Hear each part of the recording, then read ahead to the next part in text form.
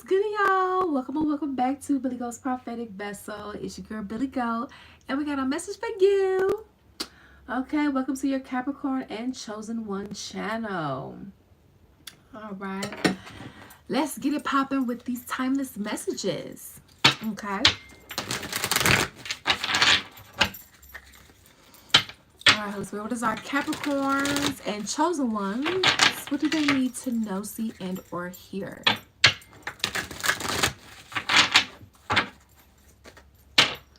Alright. Oh, we got one last move. You have come far on your journey. Keep going and you will soon see what you have accomplished. Okay, so some of you guys could feel like you're on the verge of giving up, throwing in the towel, like you have had it. You are at your last straw, your wits end. And they're like, keep holding on. Just keep. Okay, because you right there. You right there. Listen, I was in meditation last week. And in that meditation, I saw myself in because I'm a part of the collective, right? So I know this isn't just for me. Some are just for me, but in this case, it's not just for me. In some things, the meditation is just for others. I was in an area where I had what looked like free reign. Okay, like I was still able to do certain things, right? And it was in a place that looked a little decent within. But then I noticed something. I noticed that there were like these bars. And then I saw an energy that was outside those bars that looked like a handler. Okay? A handler, okay? And these bars, the location was hell. Okay? Spiritual hell. All right. So for some of you guys that's watching this, God has allowed you to go to hell. You've been in spirit. You've been in hell spiritually. Okay. All for a reason. You've been, serving karmic deck. You've been doing, and some of y'all already served your karmic deck. You just been doing extra stuff, missions and assignments, and so on and so forth. That's been painful, and then that's the case. You have got spiritual debt credit. Meaning you've already paid stuff forward if you fuck up real bad. Okay. So in that essence there, what you basically, in the meditation, I saw, it was like right there, like the glass ceiling, it was there. And I like right here, just like right here. And I was using like this little four-legged stool, like boom, boom, boom, to try to like just knock it out. So you guys are right there.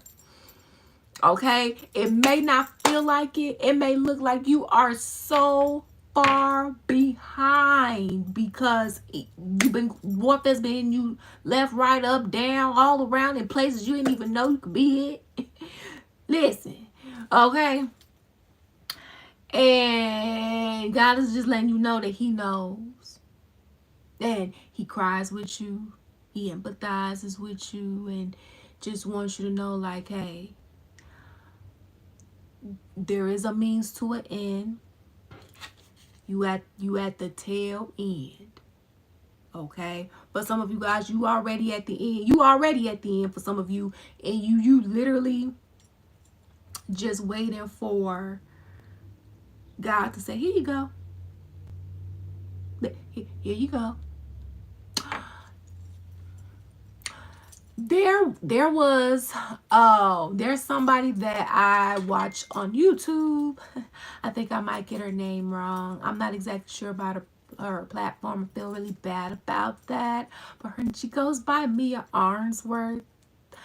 And she was sharing, I think, trying to figure it out or something. Lord, today. Jeez. She's one of God's trusted vessels. Now, although I'm spiritual and I think she's joined a little bit more on the religious part, her God still works through both of us, and her testimony is still strong, tried and true. All right. She and her baby, her son, was able to get a home by the grace of God, okay? So especially if you guys have been wanting to get a home, you've been wanting to get a car, you've been wanting to get something, and not just be out of just for anything. You really need this thing, you really need to heal, whatever the case may be, money, whatever. Well, in Mia's situation, just to put it real brief, and I encourage you to actually go. I know, because I ain't doing a good job of saying, you know what, I'm about to put her profile link, the video that I'm talking about, underneath the profile, then you'll be able to find it. All right, so basically God gave her a house. She already had a house, but she was living with a boyfriend at the time, no longer the boyfriend, okay?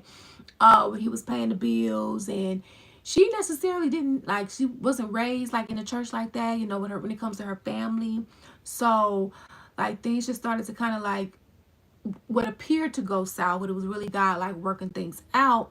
She took a journey with God. She left the house and everything behind, things that she thought that she would never do. She went on this journey. She actually God told her to move, and she went on a journey with God where she was homeless for I think about maybe 7 to 9 months, and then she ended up, you know, going from house to house, right? That of a nomad, where God was using her in different environments, right? Doing little odd jobs, building her business, and so on and so forth. Like, so she had money, but didn't necessarily have the stability to purchase something, and not only that purchase it, but keep the maintenance up once you make that purchase, right? Again, stability. Well, fast forward 2 years later, okay, because mind you, in that previous house that she had, she was paying what, $1,900 or something like that, I think she said. But again, she's with help, right? And I think she said also too, back in what, 2021 or something like that, she was working a job that was kind of like under the table. So this was God like taking her through like a purging process. Let's strip you from, you know, all the things. Now mind you, nobody's perfect, right? So God doesn't expect her to be like holier than thou, right? He clearly knows she's having a humanistic experience, you know, with just things that she didn't even know was causing like harm or whatever the case may be, right? Well, she literally like this May of 2025, made post something about some, you know, I'm gonna have to do this, I'm gonna have to find out, like I don't have no money, or I don't have, you know, I don't have this, you know, I'm living at my mom's house, I'm going from house to house, right? So God literally blessing her with a house, no down payment, no money to like nothing. And in fact, she doesn't have to start making payments until 3 months later. And in fact, the rent ain't even in the thousands. I think she said what, it was like 500 to maybe like 500-600 she'll be paying a month. Ain't that a blessing? Ain't that a blessing? All glory goes to God. Yes. Okay. Cause that was definitely a God thing. All right. And it was all because of who, you know, the connections that she had made. So God had to lead Mia to the person that God positioned the heart posture for to do this divine thing. Right? So, and timing was everything. And listen, I'm the one to talk because I can't stand when they hit me with the divine timing. And I only can't stand it because they seem like they've been hitting me with that all the time lately. You know, and that's what y'all could be dealing with too. You know, you like, I love you, God. I love you, divine. I love y'all. I love y'all. I'm just really tired of the situation. They know. They know or wants to keep constantly going through pain and strife and grief. That's not what life is all about. Or when somebody keeps going through that and that seems to be all of what you experience, your mind can tend to unintentionally develop the programming of, oh, this will never happen. Oh, this is impossible. And then, unbeknownst to you, you then start operating from those programs. And that's a whole other thing. Okay, so some of y'all could benefit from an Akashic record clearing, but it also does no good. Well, it can definitely benefit. Let me not say it does no good. It can stunt the potential results of a Akashic record clearing if you do not have the mental health tools to say to manage that. So, like, for example, you get an Akashic record clearing and God removes a thought form of I'm not good enough. Well, yeah, he removed it, but if you keep thinking that you're not good enough, and I'm not talking about a little sprinkle here or there, because again, we're spiritual beings having a humanistic experience, we're going to have some negative thoughts. It becomes a huge problem when it becomes excessive, and that's all you think about, right? You never think that you have value. You never think that you have meaning. You never think that you are, even if you're the only one that appreciates you, right? Like, you in this example, you would have to get to the point where you know that you are worthy, you know that you are the shit, you know you're popping, right? And not that you think you better than anybody else, but you know your worth, you know what you bring to the table, and don't matter. And that is not including what's in your pockets, because somebody can have a pocket full of billions, trillions of dollars and treat people like shit. Now God don't give a fuck about that. God cares about what's in your heart and spirit. Okay, so just letting y'all know there. Okay, so keep holding on. One last move, one last hit, one last minute before that timer is up. We've been in this God-forsaken competition. I'm like, God, who told you to put us in this competition like this? I ain't even signed up for this, right? But then they like to hit us with what your soul did. Oh, but your soul knew. But y'all made us go through the veil of forgiveness. Now I don't feel like that's fair. Okay? So, y'all really going through it with the divine river of release. Drift along the river of release where waters carry away burdens, guiding towards renewal. Okay? So after like this last move, okay, now some of you guys, you already went through this last hit, this last assignment, whatever this is for you. It's renewal, baby. It's renewal, okay? It's a release. It's a removal of blockages, removing what's ever been giving you hell, trouble.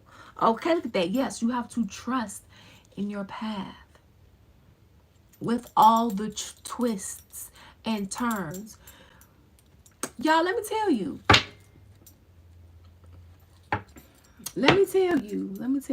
So this is definitely a hybrid of a prophetic message in tarot. As it always is, but it's more of one now than the other. And so, let me tell you this. Do you know that I've been getting spiritually raped and molested for like over a year? With my clairsentience elevated. I've been getting spiritually raped and molested, truthfully, since 2020. Since 20. I'm trying to think. Because I didn't know that that's what it was. And, what was that? 2016. I'm thinking I graduated 2017, 2016. 2016, y'all.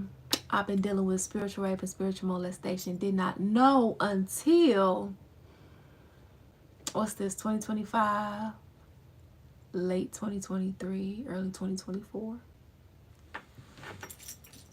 Because I was dealing with the condition of the bladder, and I went to all these doctors. I went to all these specialists, and I don't even want to do this because, like, you can only, those doctors are only doing what they were taught in school. And, you know, they weren't taught this aspect that I found out a decade later. And so I went through this whole process to find out, well, what's going on? What's going on? What's going on? What's going on? None of them could tell me what was going on. Now, don't get me wrong. We did find out a few things that wasn't necessarily the answer to my query. Yes and no, but it wasn't helping me heal the issue. Found out I had some cysts on my ovaries, right? Found out that I had something, hirsutism and something else, right? And high cortisol levels, these are that of PCOS, okay? Polycystic ovarian syndrome. Also developed very painful periods and so on and so forth. Excruciating, I mean on the floor. Okay. So fast forward, I'm more into spirituality than I ever was then when I was going to those doctors and nobody could tell me what was going on then. God puts the Akashic records on my path.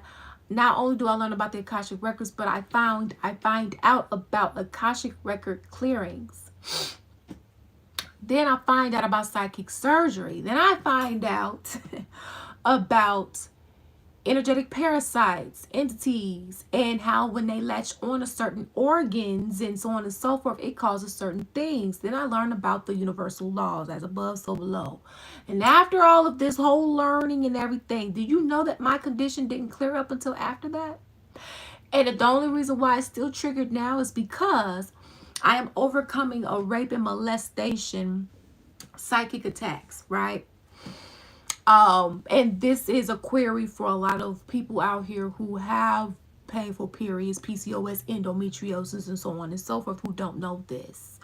Well, imagine getting spiritually raped and molested every day while you eat, while you sleep, while you driving, while you spending time with family, in the show, at church, hey, at a funeral, all right?